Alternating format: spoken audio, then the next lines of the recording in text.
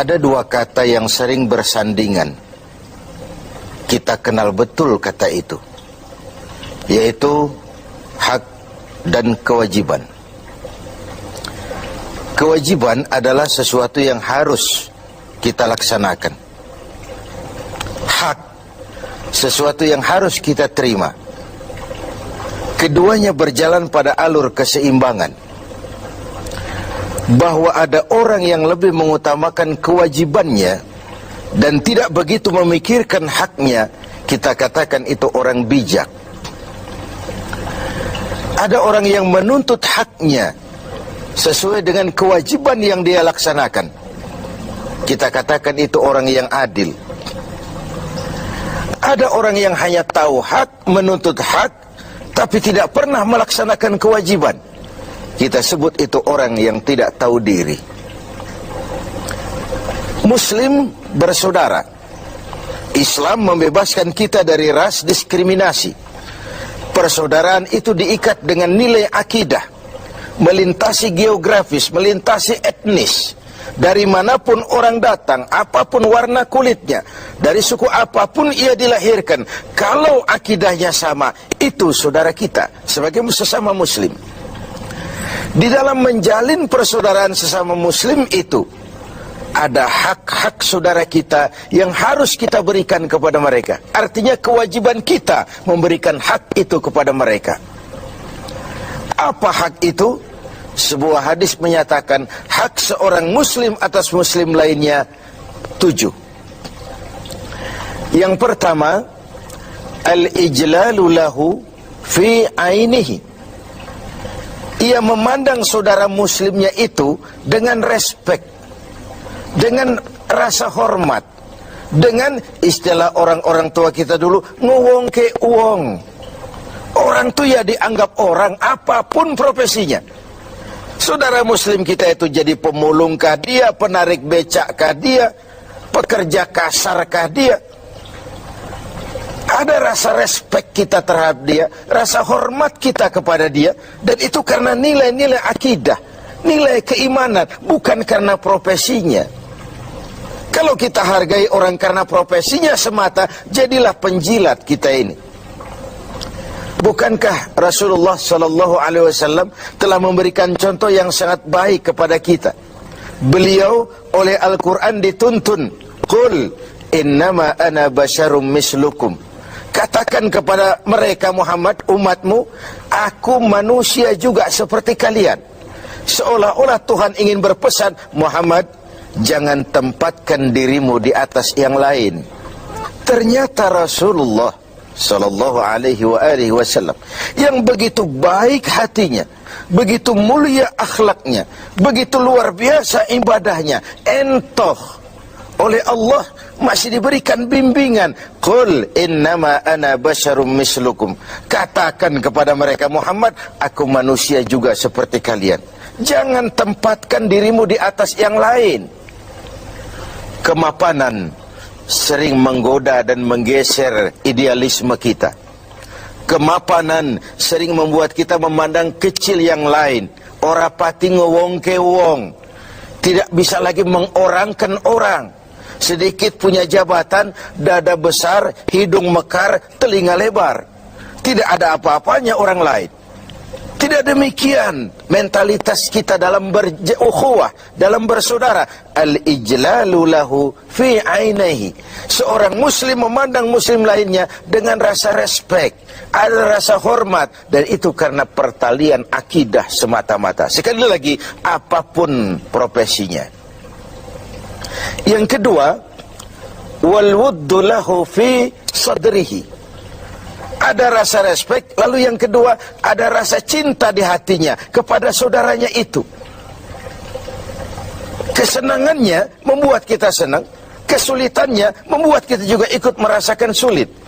Bukankah muslim dengan muslim seperti satu tubuh? Kalau yang satu sakit, yang lain ikut merasakan sakit. Ini yang hilang dari kita sekarang. Ini yang tidak lagi kita miliki.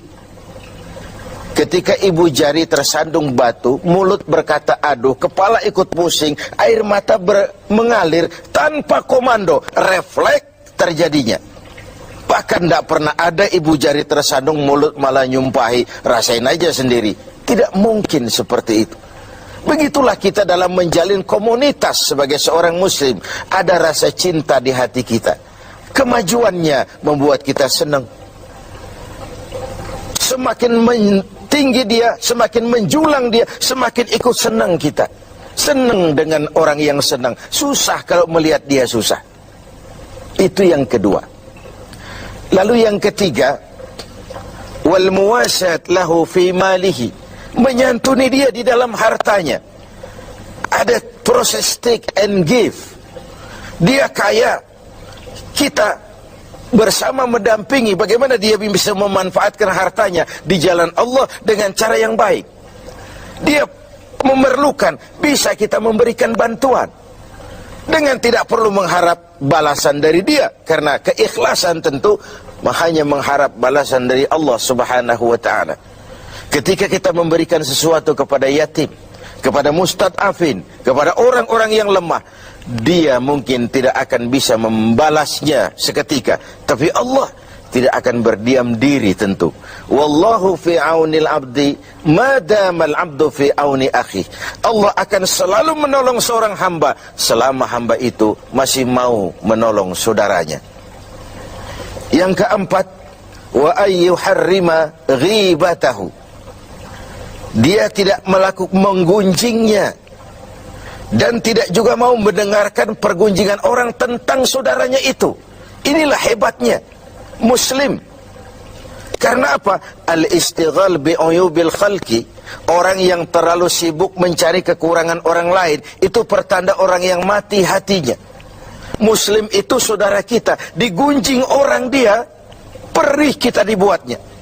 Jangankan lagi menggunjing, ikut mendengarkan saja gunjingan orang tentang saudara kita itu, kita membatasi diri.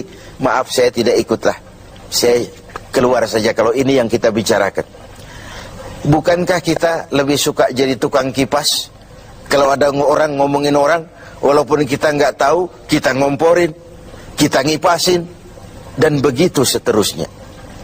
Akibatnya, aib orang, celah orang, kita buka-buka. Padahal muslim dengan muslim satu tubuh, terbuka auratnya, ikut malu kita bersama.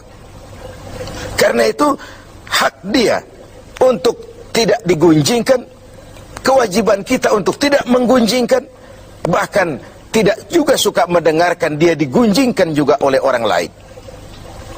Yang kelima, wa ayyauda fi maradih. Kalau dia sakit, jenguk. Ini pun sudah langka sekarang ini. Silaturahmi. Kedatangan kita saja sudah merupakan obat. Doa kita sudah memberikan sugesti bagi proses penyembuhannya. Karena apa yang tidak kita suka terjadi pada diri kita, jangan juga lakukan itu pada orang lain.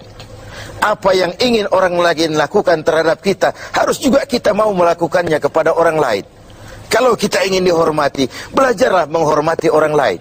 Kalau kita ingin didengarkan pembicaraan kita, suka jugalah mendengarkan pembicaraan orang lain. Ada proses take and give dalam kehidupan ini. Yang keenam, wa ayyushayyi'a janazatahu. Kalau berpulang dia, meninggal dunia dia, antarkan jenazahnya. Antarkan jenazahnya, kesempatan terakhir menuju tempat peristirahatannya yang terakhir. Lalu yang terakhir, wa alla yaqula lahu ba'da mautihi illa khairan. Setelah wafatnya, tidak ada pembicaraan lagi tentang saudaranya itu kecuali yang baik-baik saja. Tidak lantas setelah saudaranya meninggal, oh dia memang hutangnya di mana-mana itu. Oh di sana nipu, di sini nipu. Tidak. Setelah saudaranya tidak ada, meninggal, pembicaranya hanya tentang yang baik-baik saja dari saudaranya itu. Begitulah hak saudara kita yang harus kita berikan. Begitulah kewajiban kita yang harus kita laksanakan. Innamal mar'u ahadisun ba'dahu fakun hadisan hasanan liman wa'a. Manusia akan jadi pembicaraan setelah dia tidak ada. Maka berusahalah kau menjadi pembicaraan yang baik bagi orang-orang yang kau tinggalkan. Berusahalah dalam hidup ini agar kau jadi pembicaraan yang baik-baik bagi orang yang kelak kau tinggalkan itu. Inilah hak-hak yang harus kita berikan kepada saudara kita muslim. Ini pula kewajiban-kewajiban yang harus kita laksanakan sebagai muslim. Semuanya dalam rangka membentuk sebuah komunitas yang diikat tadi dengan nilai-nilai akidah. Al-mu'min kal-mu'min kal-bunyan yasuddu ba'dahu ba'da. Dalam riwayat lain, muslim dengan muslim seperti sebuah bangunan, yang satu harus saling memperkuat dengan yang lain.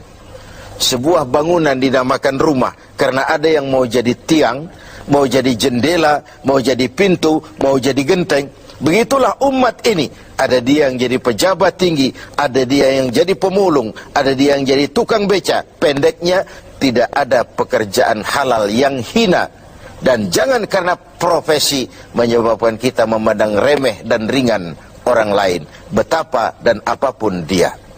Semoga hak-hak ini dapat kita berikan dan kewajiban kita dapat kita